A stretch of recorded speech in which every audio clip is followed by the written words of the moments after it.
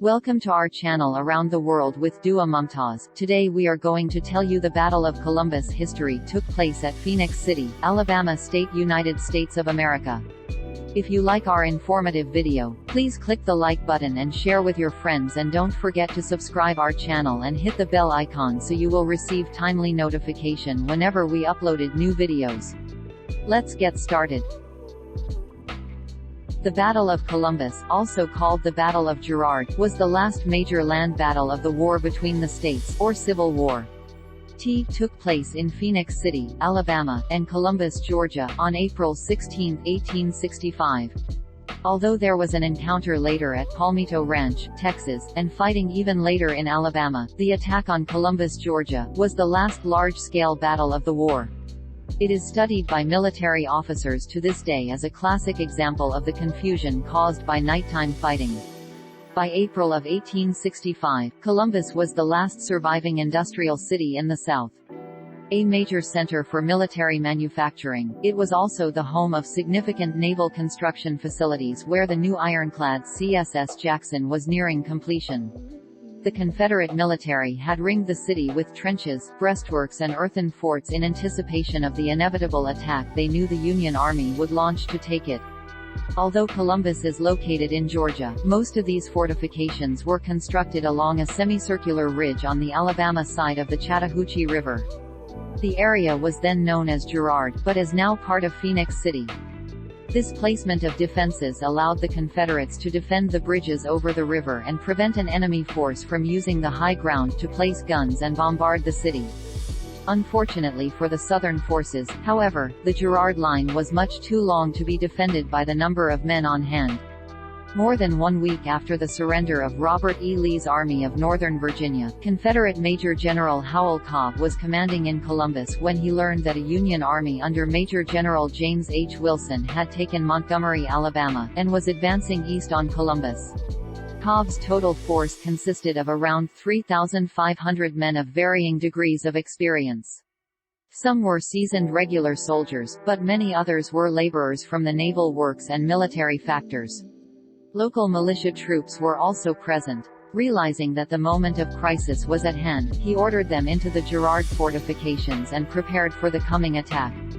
The Battle of Columbus took place on Easter Sunday, April 16, 1865.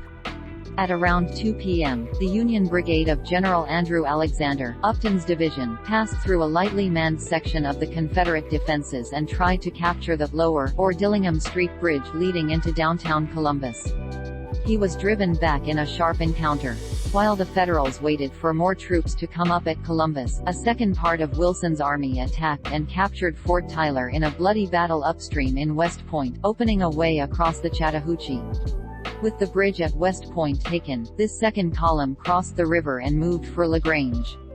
The main body, meanwhile, prepared for a daring night assault that continues to be studied today for the insights it gives of the confusion of night fighting. By around 8 p.m., enough troops were on hand to launch the final attack on Columbus. The assault came from the northwest, via the Summerville Road. General Cobb had ordered his troops into the fortifications there, but the Union attack came at around 9 p.m. after darkness had fallen across the battlefield. Federals from the 3rd Iowa and 10th Missouri Cavalry regiments stormed an advanced line of Confederate works.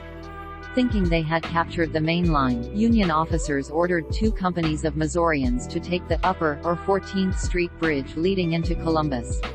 These men charged through the darkness and succeeded, only to find that they were isolated from their own men and behind the Confederate lines.